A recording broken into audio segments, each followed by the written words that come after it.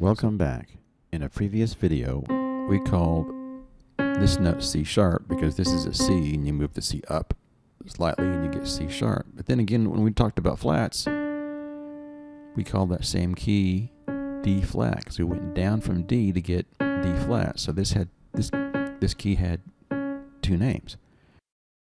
Well, that is a thing in music.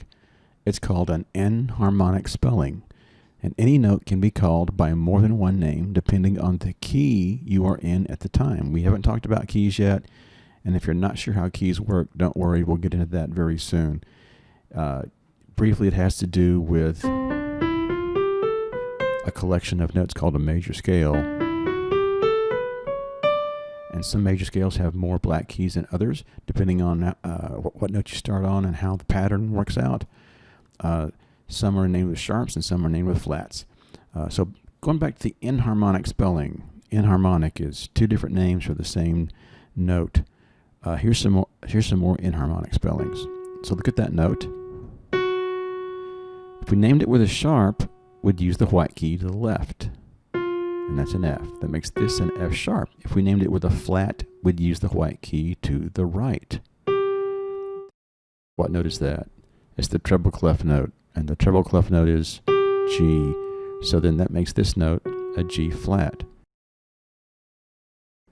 Sharp is higher, flat is lower. This note, so we just talked about that, that's G. That makes this note not a G flat, but a G sharp. If you have three black keys together, between the middle and the right black key you have A. So that makes this note, there's A flat. All right. If you have a note with a sharp or a flat and you want that note to no longer have the sharp or flat, you use a thing called a natural sign to cancel the sharp or flat. So if you have, for instance, you've got F sharp, and you want the next note to be just a plain old F. You can use a natural sign to take that sharp and change it to not a sharp, and now it's not F sharp anymore, it's just F.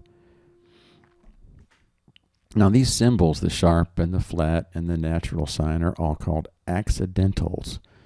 Accidentals. An accidental is a symbol that indicates the change of a pitch, or to show that the note has changed in pitch. A sharp raises the note by a half step, a flat lowers it by a half step, and a natural restores it to the original pitch, like we've just said.